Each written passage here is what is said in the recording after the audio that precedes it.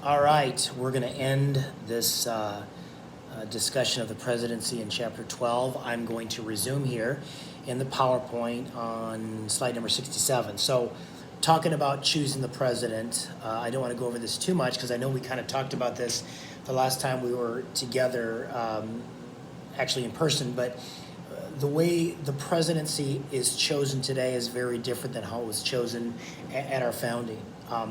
In the original period from 1788 to 1828, the presidents, the party nominated presidents, and they had congressional caucuses. In other words, nominations were basically talked over, debated over, decided within Congress.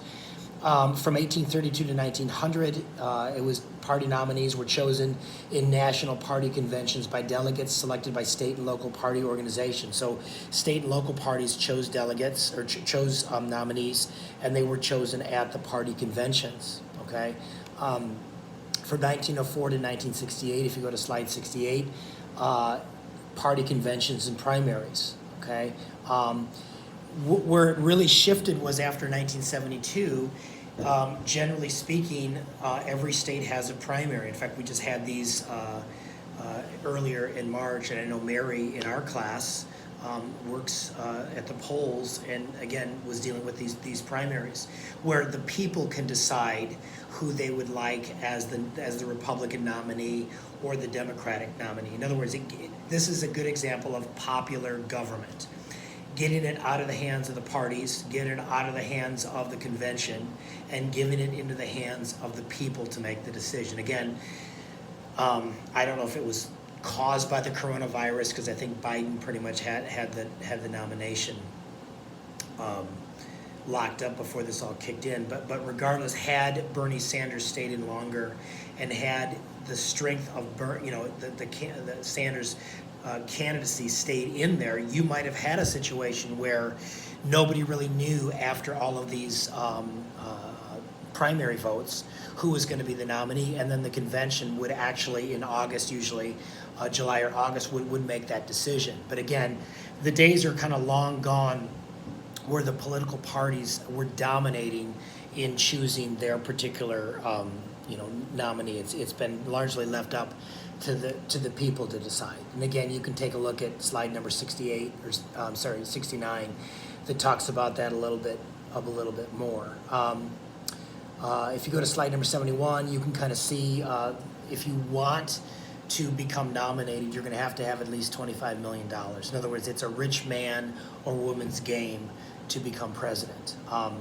There are matching funds. Government matches the first $250 of each private donation received by a primary election candidate. And all candidates who receive matching funds must agree to limit their expenditures for the nominating fees or set an overall limit of about $50 million.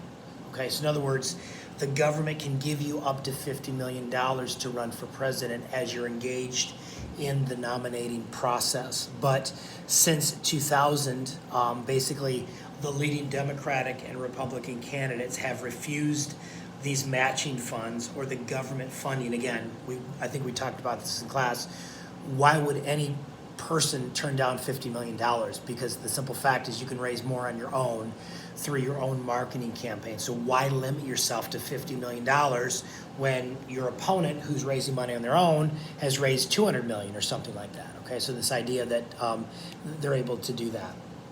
If you go to slide 72, the simple election strategy, candidates are basically trying to win the Electoral College. Okay, in other words, this latest election of President Trump was a great example of one candidate winning the popular vote, but losing the Electoral College. Okay, so each state has 2 electoral votes for each Senate representative and a varying number of electoral votes based on its House representation. So there's 538 total Electoral College votes, including 3 in the District of Columbia.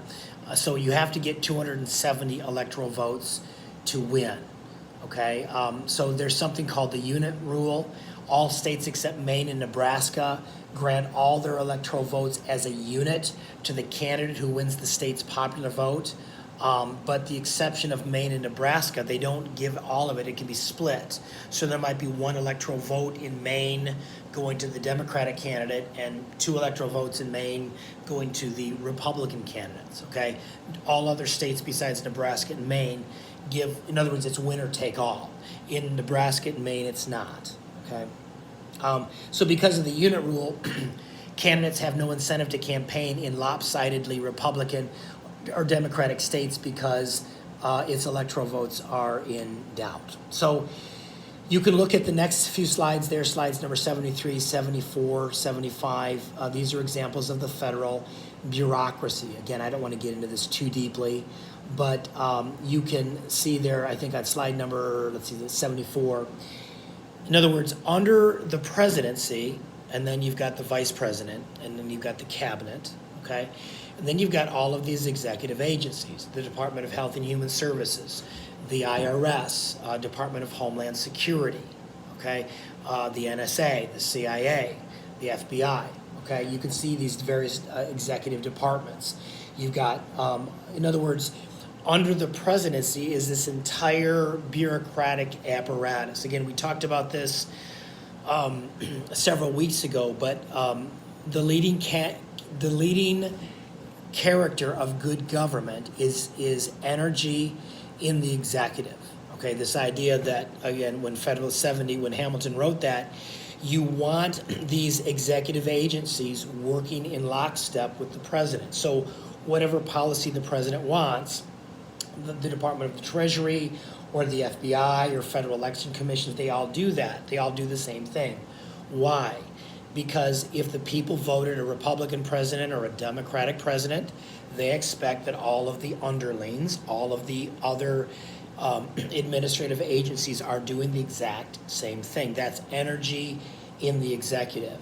If you've got agencies going rogue where a president's going this way and they want to go that way because they are more beholden to or they're more sympathetic to their particular agency, okay, now you've got agencies kind of going rogue, there's a loss of energy in the executive.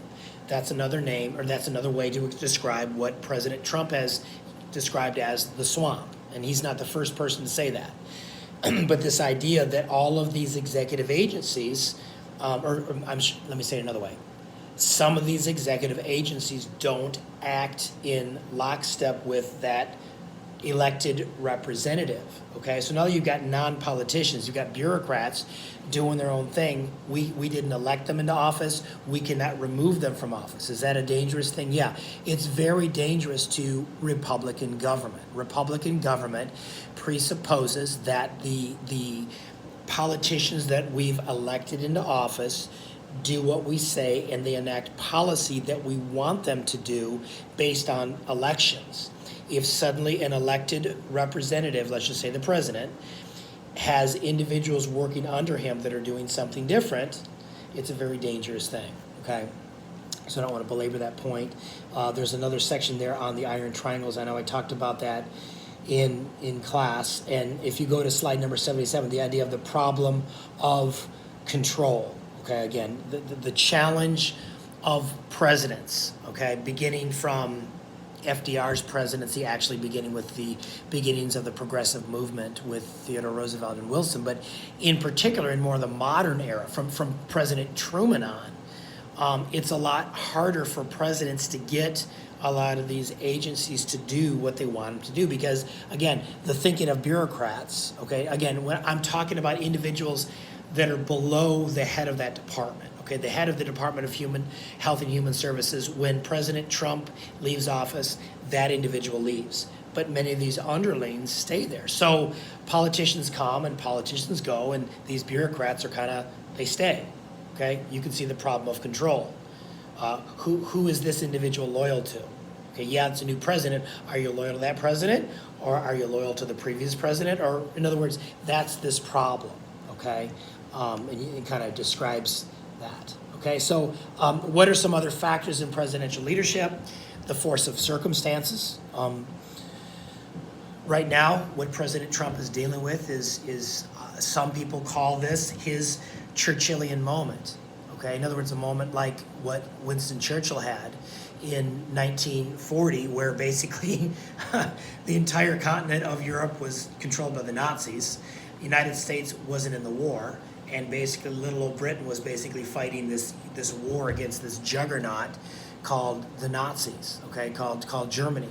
And in the case of Trump, you know, he's dealing with this massive crisis. This can make or break a presidency, as understandably so. Okay, that affects what a president does. It'll be very interesting to see over time how Trump's response to this virus is going to really affect his presidency. Okay, the stage of a president's term affects his leadership. In other words, the irony of all ironies is a president is most effective in the first 100 or so days in his presidency because, again, he doesn't have a lot of baggage. He hasn't made a lot of mistakes, okay? He's newly elected.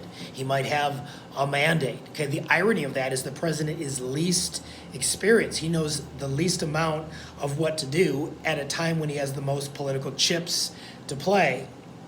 Whereas at the end of a president's tenure, let's say a president's been reelected. So in year 7, that president is the most experienced and kind of really knows what he's doing, much more than any other time. And many times presidents have the least amount of power at that time because they might have made mistakes.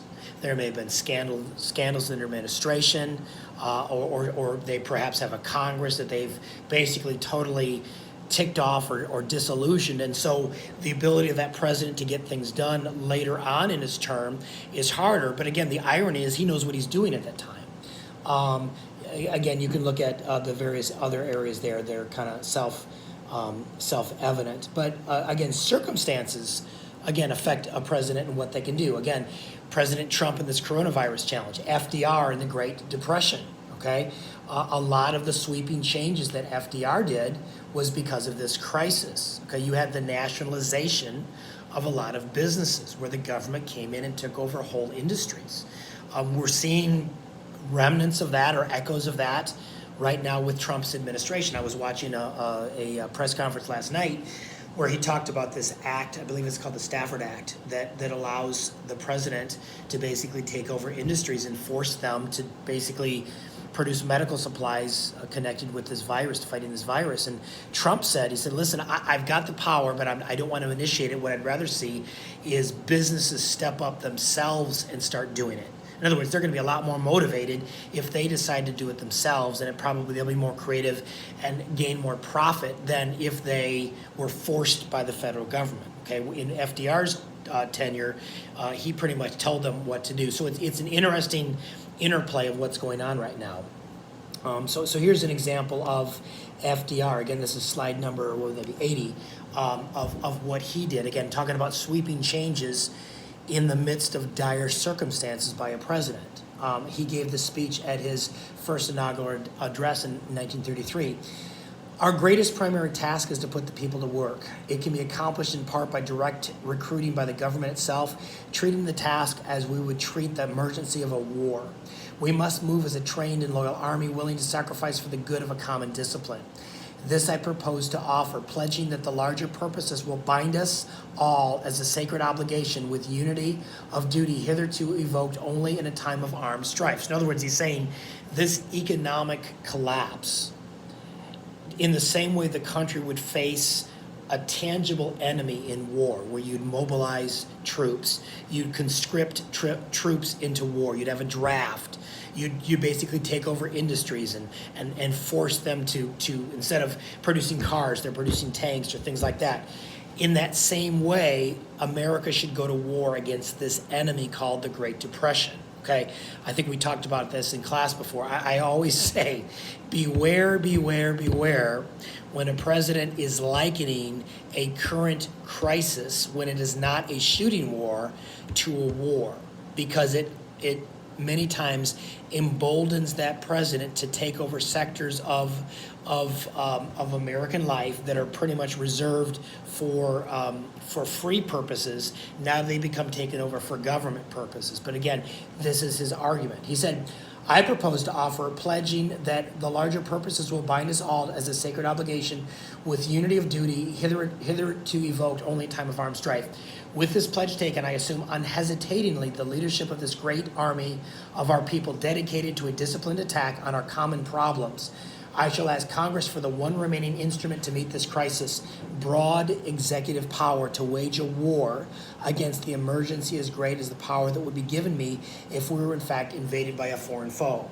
Trump has said repeatedly in his press conferences, we are fighting an invisible enemy, and we're seeing basically an enlargement of the federal government. But again, I would say to Trump's credit during this time, he's also deferring to state governments to get the job done at the local level. So again, it'll be very interesting to see what in the world happens with all of this. I'll close with this slide on slide number 82, where President Obama's chief of staff, Rahm Emanuel, upon President Obama's election to office, said this: "You never want a serious crisis to go to waste." And what I mean by that is it's an opportunity to do things you think you could not do before. When I see things like that, when I hear things like that, I just kind of like my spidey senses tingle, so to speak. Is that it's a problem when political officers exploit a crisis to basically get more involved in the everyday Americans' lives. I just think that is very much a concern. But again, you can weigh that out yourself and take a look at that. So anyway, I'll send this over to you. Again, by the time you get this, probably a day or so has gone by because it takes a long time for these videos to upload. So I'll talk to you soon virtually, and stay safe out there, and we'll connect via Canvas sometime soon. Take care.